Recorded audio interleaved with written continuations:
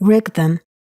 Of course, even today, the cognition of each new dimension by man can be compared to the process of growth and unfolding of new lotus petals, which appear, grow, and gain momentum in their development, even though before this, their projection was only in the laying of the genetic program of development of the given flower. Same with a human, who during the cognition and mastering of each new dimension manifests in his structure a new petal, which figuratively speaking is responsible for the relationship with the given dimension.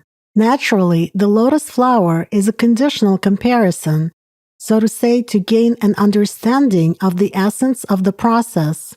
But if we speak about reality, then the manifestation, development, and improvement of the variety of interrelationships which have been built into him initially take place in the energy structure of a human during his spiritual development. Anastasia. Many people simply associate their existence only with the third dimension without understanding their true potential. But when you realize even a small fraction of it, you also understand the great responsibility for your life and to what extent everything is interconnected in it, including with regard to dimensions. Rigdon. That is true. I have already said that when a person is born into a body in this material world, the state of his consciousness is tuned to the wave of the animal nature, to the basic perception by the new personality of the information of the material three-dimensional world with physical sensory organs. The task of the person who has embarked on the path of spiritual development is not only to learn how to switch to a different state of consciousness independently, but also to explore the world in a capacity that is new to him, expanding his abilities, understanding the fundamental difference between the material and the spiritual worlds. In other words, to make his conscious choice. Indeed, everything is very closely interconnected in the world. But what does a person know about the world? Let's just say that as of today, certain fields of the third dimension have been studied to some extent. For example, the physical fields, acoustic, electromagnetic, gravitational, and so on. Note that we are speaking about the dimension with which each person has identified himself since childhood and considers it as native, familiar, and largely known. But does a person know that in essence these fields consist of coarse energies? In their turn, these coarse energies consist of the so-called subtle energies, which unfortunately have not been studied by the modern science as of today. But the thing is that these subtle energies, are a part of the fields of the next dimension. Thus, interchange and interinfluence occur between dimensions. A simple example is a human thought. Why is it that scientists still cannot track its origin? Because its formation is connected with subtle energies of a different dimension in which man also exists, or rather in which a part of his energy structure is located. While in our dimension, it is coarse energies that are manifested. So to say, the derivatives of this surge, which are the ones recorded by scientists observing the firing of neurons in the brain. In general, it should be noted that all the dimensions, space and time, are related to each other. They originate from and consist of various combinations of the very conditional building blocks of the universe of which I spoke earlier. Anastasia. Yes, today science knows little about other dimensions, but already there is information that makes intelligent people start thinking. For example, it is interesting that man sees his body in this particular shape and not in another because his vision is adjusted to the perception of electromagnetic waves within a certain range of frequencies, or as physicists say, in the range of the visible light. In the infrared or the ultraviolet spectrum, in the light that is not visible to the eye, or in the Kirlian photography, man will look somewhat different. Rigdon.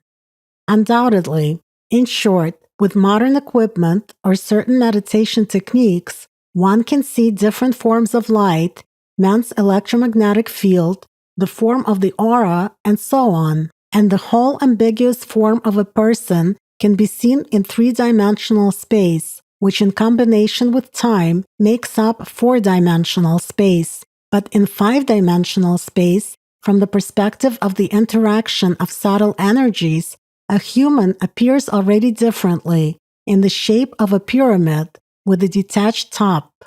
In the sixth dimension, there is a small enhancement of the pyramid. It is important to note that the power of the animal mind is limited only to 6 dimensions, which make up the material world of the universe. Roughly speaking, the material world comprises only 5% of the universe. From the 7th to the 72nd dimension, there is a world of energies and information that also forms the material worlds of the universe, as well as perfects energy structures thanks to the movement and power of Allat. And beyond the universe, there is the world that is qualitatively different from it, the spiritual world, the world of God, which as a matter of fact, a person can get into as a new spiritual being. At that, it is sufficient for him to reach the 7th dimension, escaping from the material captivity, in order to cross over to the spiritual world afterwards at will. But let's get back to the material world. A human being, even with the dominance of the animal nature in him, is capable of perceiving, interacting on the energy level, and consciously influencing matter up to the 6th dimension. Usually, a person seeks to develop such supernatural abilities in himself for the sake of gaining power over his own kind in the 3-dimensional world. This is the main desire that makes a person successful at it if the animal nature dominates. Although this dominant desire remains virtually unnoticed by the consciousness of the person who is in the state of submission to the will of the animal mind. At best, the person tries to justify it even to himself with noble reasons, supposedly showing care for other people and helping them. Anastasia. In other words, these supernatural abilities can be present not only in the people following the spiritual path and maintaining the dominance of the spiritual nature in themselves, but also in those who are going in the opposite direction and live under the rule of the will of the animal nature. Rigdon. That's right. They can be, for example, psychics, magicians, sorcerers, people with paranormal abilities. In other words, those who are capable of submerging down to the 6th dimension in an altered state of consciousness, and from there, influencing the lower dimensions and weak structures to manifest energy activity and make certain transformations. Influencing the 3rd dimension from the perspective of higher dimensions, the 4th, the 5th, and the 6th, naturally affects the coarse matter of the 3-dimensional world at the level of information. However, while exerting such influence, the person himself is not fully aware of why he is given this power and what he is really doing, what changes he is really making, and whom he actually serves. Such energy influence, even from the 6th dimension, but from the perspective of dominance of the animal nature in man, does not indicate spiritual development. Anastasia. You once said that if a person does not develop spiritually, then his energy structure in the subsequent dimensions above the 6 is simplified. Rigdon. For the observer from higher dimensions, any person in the 1st dimension represents, speaking in human associations, an ordinary dot. In other words, nothing. It is important to note that a person who does not develop spiritually, despite the fact that his structure is much more sophisticated in the material world and in the 6th dimension it has the shape of a pyramid, in the 7th dimension his energy structure looks like a nebula, or rather a blurred spot which becomes further simplified in the subsequent higher dimensions. And finally, in the 72nd dimension, a spiritually undeveloped person represents, just like in the first dimension, only a dot, nothing. And in this lies the answer to the most important question of any human. I hope that intelligent people will understand it. Observing from the seventh dimension of the material world is already like, so to speak, contemplating the mighty waters of a swamp by the one who is standing on the shore. Just like the material world, the swamp is a natural cleaner of the system, a filter for cleaning water. In other words, that which forms the basis of life. Complex processes take place in its depth, but the observer is only interested in their result, which appears on the surface of the murky waters. Many people who have lived their lives in vain, unable to succeed in using their spiritual chance, are like bubbles floating to the surface, filled with the void of desires of the material world. Their fate on the surface of the water is set and predetermined. Upon touching a qualitatively different environment, the bubbles burst, turning into nothing. But there are those who, having merged with their soul during life, are like a beautiful lotus bud, appearing on the surface out of the murky waters. This snow-white flower captivates the observer's attention with its purity and novelty. The observer admires the beauty of the flower and gives it his attention, watching the process of the unfolding of each petal. A lotus flower is qualitatively different from an empty bubble of air, for it has already become an integral part of another world. Another way of saying it is if a person develops spiritually and his aspirations and desires are connected with the world of God, in other words, the spiritual nature dominates in him, then eventually he will be able to escape the restrictions of the material world, 6 dimensions, during his life, and enter the 7th dimension. In this case, his energy structure becomes more complex in the 7th dimension. If we speak about these complex energy processes in associations that are understandable for the mind of a resident of a 3-dimensional world, then a person's structure transforms from the pyramidal shape to the shape of a cube set on one of its corners. In other words, the energy structure of such a spiritually liberated person is qualitatively different from the pyramid-shaped energy structure of an ordinary person in the 6th dimension. And the further a person delves into spiritual self-development, the more complex his energy structure becomes. Such a transformed energy structure of a human is impossible to miss for those who have true spiritual vision. The pyramidal energy structure of man occupies much more space than the physical body, and the cubic one occupies 10 times as much. This unique phenomenon is hard to miss at the level of energy, even from the perspective of the observer of higher dimensions. As they say, true holiness of human will not escape the sight of the observer from the spiritual nature. But unfortunately, in the human society, such a transformation is very rare.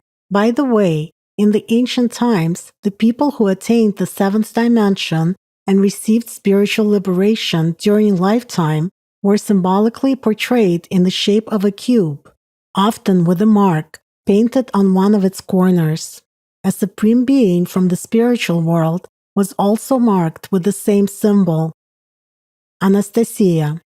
Yes, this is indeed a very interesting topic. In regards to this, there exists rich and varied archaeological material that confirms the existence of such symbolism among many ancient peoples living on different continents. Rigdon. Of course, we will return to this subject many times in the course of the conversation. Unfortunately, as of today, a lot of the original information has been lost or forgotten. Therefore, many discovered artifacts which recorded the ancient knowledge in symbols and signs are still not completely understood by scientists. Anastasia. You're right. In order to understand this, one needs to have basic knowledge. I remember when you first told us about humans' energy structure, for me it was not a mere revelation, but a real shock, which later, in the process of analysis of the information and its deep understanding, developed into a mature, brand new view of the world. I'm sure that others will not be indifferent to this information. Could you tell the readers more about man, in particular how his energy structure becomes more complex in each subsequent dimension? Rigdon. In order for people to realize what their energy structure represents in 6 dimensions and how it is all interconnected, I will give a simple associative example. There is a children's toy, a kaleidoscope. This is a tube inside which mirrors and colored stones are placed at a certain angle. As the tube is rotated, you can observe varying combinations of patterns. The more mirrors there are, the more complex the observed patterns and shapes are. So in our case, the mirrors are dimensions, and the stones are the main parts of the energy structure of a human. Their number is constant, but any qualitative change in the process of spiritual perfection leads to a more complex transformation of the whole structure. If we view the structure of a human being in the first dimension, one-dimensional world, then it will look like a dot similar to a star in the sky. And if you zoom in on this dot and then delve into its structure, you're able to see the entire complexity of the energy structure of a human being. In other words, to trace the connection from the first dimension to the last through the whole successive chain of dimensions. Figuratively speaking, it is similar to contemplating stars. If you look at it with the naked eye, it will just be a barely visible point in the sky.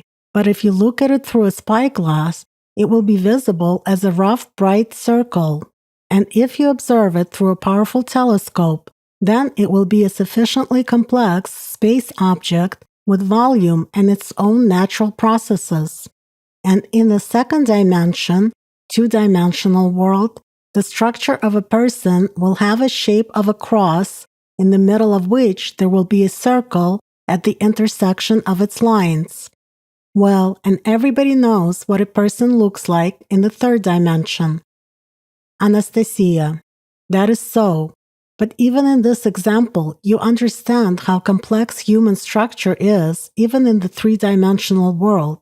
After all, what I see in the mirror is far from all that there really is, both inside of me and outside, if we take into account not only the inner life of the organism as a closed environment, but also the weak energy fields that it produces. In today's world, people do not know much about how their body is organized in the three-dimensional world, not to mention more. So for them, it may be surprising to hear the information about a simultaneous and stable existence of the person in 6 dimensions. Although in a way, you can understand those people who have lived most of their lives believing this world to be the only reality. Many questions from the mind arise if one does not have practical spiritual experience. How can this be? Due to what these connections occur, and so on. Rigdon. In such cases, as a rule, the animal nature activates first, not wanting to lose its power over a person, immediately creating a lack of acceptance and incomprehension in him, and forcing him into the old and familiar stalls of thinking of the citizen of a three-dimensional world. However, it is impossible to fully know the higher dimensions and get personal experience while remaining in the limited state of consciousness of the observer of the three-dimensional world. In this respect, I will give a simple example. Imagine that you're observing processes that are happening to residents of a two-dimensional world. In the human understanding, a two-dimensional world represents a plane characterized by length and width. In short, residents of a two-dimensional world do not understand what volume is. Imagine that they see a translucent space object in the form of a cone or a sphere approaching their world. What will they see? Instead of a cone, they will see a two-dimensional shape that is a circle and a point in the middle, and instead of a ball, they will see just a circle. Why? because their thinking is tuned to the perception of a two-dimensional world. The concept of three dimensions is beyond their comprehension of the world as creatures living in two-dimensional space and observing from it. In other words, they do not see the real picture because it is beyond their dimension, beyond their usual state of consciousness, which has specific limits. And now, let us get back to our three-dimensional space. Today, people behave in the same way. They explore the world from the perspective of a resident of three-dimensional space. But man, unlike other creatures from other dimensions, has a unique energy structure, thanks to which, by developing himself spiritually, he is able to know other dimensions and see the world as it is in reality, and not in the narrow range of the limited perception of the world as part of three-dimensional space. Anastasia. In general, what people usually see around them, perceive in each day, including themselves, is not such in reality. Rigdon. Absolutely. Our brain, or to be more precise, its usual state of consciousness, is a kind of a barrier to knowing more, knowing what lies beyond the three-dimensional space. After all, man's usual state of consciousness, as I have already said, is programmed from birth to the limited perception of a three-dimensional world. To put it more precisely, even partially of a four-dimensional world. Three-dimensional space and time are meant here. The fourth dimension, time, as a factor of measurement, is hardly understood or perceived by man. In other words, in three-dimensional space, we perceive ourselves constantly here and now at a given point. In everyday life, the brain does not notice this movement in time, the very azoosmos with cause and effect relations. Man notices the general movement of time, perhaps only when he assesses himself, for example while looking in the mirror, or compares his photographs of 20 years ago with how he looks now. But our brain, while in a usual state of consciousness, does not notice the constant movement of time, of life itself as azoosmos, an inner impulse of energy. However, this does not mean that a person cannot perceive it at all.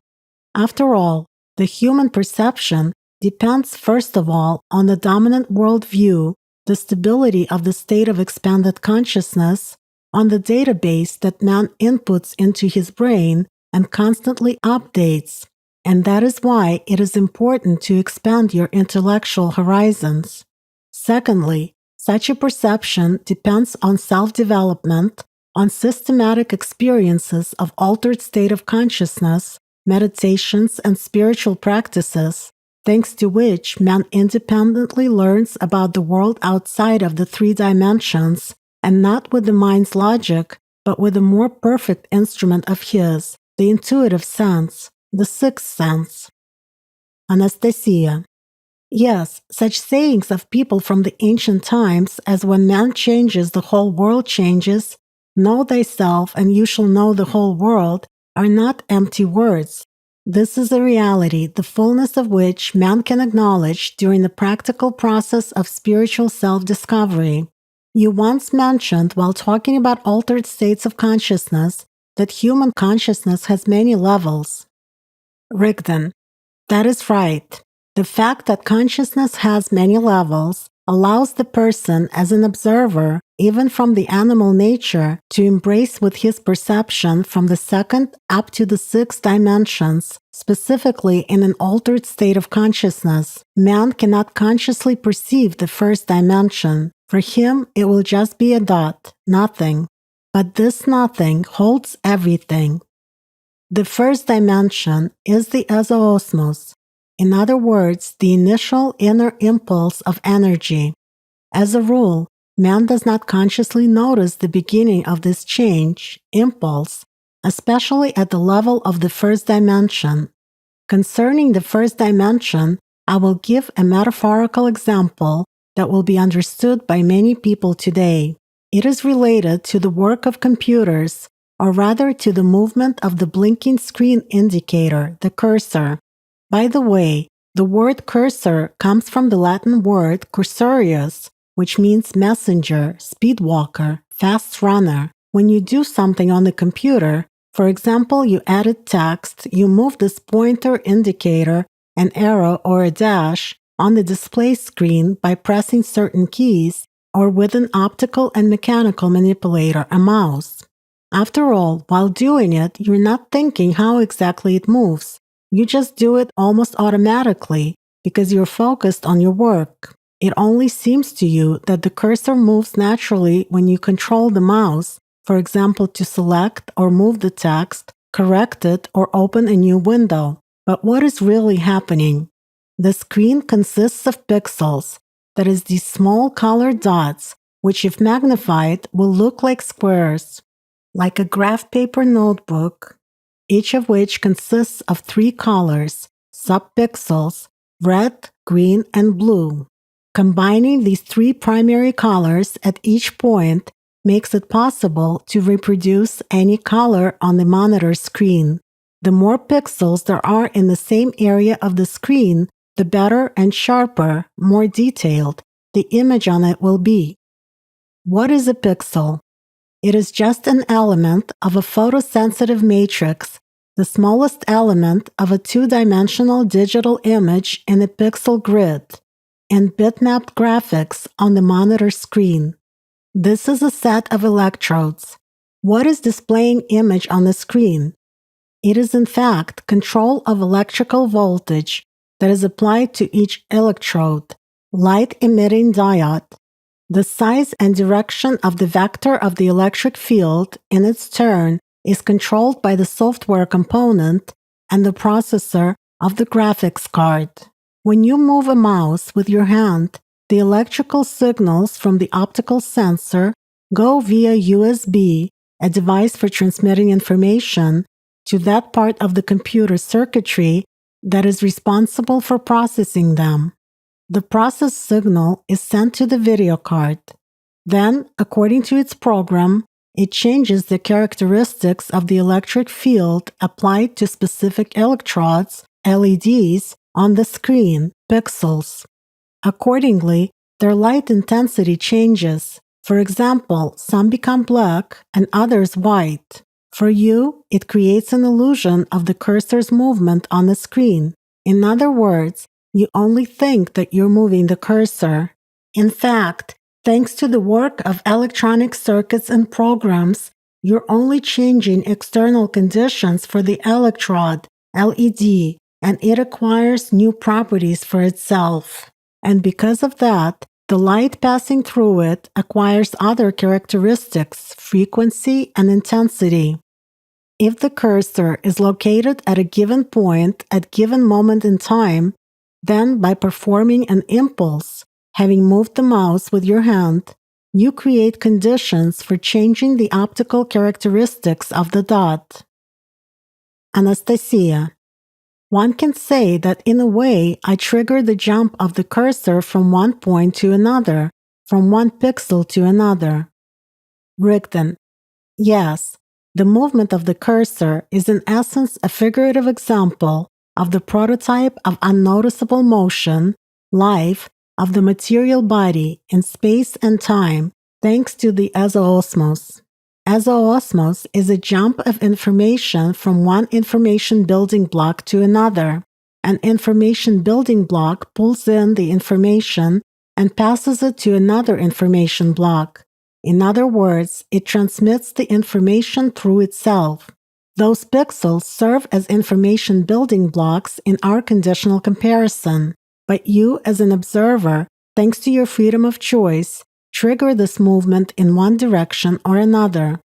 All this movement happens according to the change of information and goes unnoticed by the person who does not see the complex mechanism of change and transmission of information. In our example, you just move the mouse, and for you, there is a natural movement on the screen. You do not see how the cursor picture jumps from one pixel to another, how voltage changes in each electrode.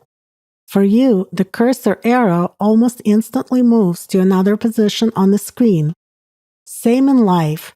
The movement of any material object through information blocks goes unnoticed by a person. He does not see how exactly this initial movement happens at the level of the first dimension. For example, we see a person walking in a certain direction. What really happens is that information, with all its complexity of interconnections, is flowing through information building blocks thanks to osmosis. Even if we watch a man sitting motionless, in fact, this is just an illusion, because actually, a very rich, intensive informational exchange is taking place, which is his life, his movement, which remains unnoticed either by him or by us. Anastasia. In other words, a person may not realize the full complexity of the world's influence on him and his influence on the world, but changes at the invisible level are happening constantly. Rigdon. And the higher the dimension, for example the fifth or the sixth, from which a person instigates these changes with his choice, the more significant these changes will be. Anastasia. The main function of the first dimension is the initial inner impetus of energy. Could you tell the readers what is the main function of the second dimension? Rigdon. For a person, in his perception, the functions of the second dimension, two-dimensional space, represent nothing more than a kind of storage and transmission of information in which signs and symbols play a significant role. Although functions of the second dimension are much broader, here is a simple example. Any record presumes storage and transfer of information. What is a script, whether pictographic, ideographic, hieroglyphic, or alphabetical? It is a sign system of recording human thoughts which allows one to capture them in time and transmit them over distance through conventional notation. In other words, it is a notation in the two-dimensional world which involves storing information in certain symbols and signs. For example, a cake recipe or a manual for construction of a nuclear power plant or a flowchart for manufacturing a nuclear bomb, and so on. If you were able to read the recipe and made no attempt to do anything, then nothing will happen. However, if you can read, that is, you understand the notation of symbols, and then you apply appropriate force, following the instructions, and act, then you will invariably get the result recorded in this recipe or manual. The same is with the sign of the second dimension. If you add energy to it, acting out of a three-dimensional world, it will start working. As a result, according to our example, after applying energy and acting upon the information from the second dimension, we will get either a cake or light in the house, or the result that will destroy our house in the third dimension.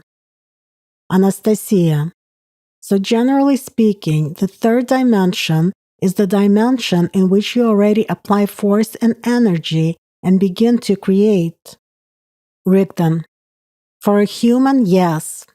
In this regard, it is important for people to understand what kind of information they give their attention to in each day, to what they apply their life force, how exactly they subsequently waste it, and what they can really achieve. After all, today most people observe themselves and consequently assess their lives one-sidedly, only from the perspective of thinking of a resident of three-dimensional space. A modern person does not even realize that the origin of his thoughts is related to a completely different dimension. However, he is constantly living in his dreams and thoughts while the surrounding reality for him is the reflection of his mental activity to some extent. He is wasting his life energy on materialization of his thoughts and desires, which are mainly related to a very narrow spectrum of a broad band of frequencies of three-dimensional space on which his observation as the personality is focused at a given moment.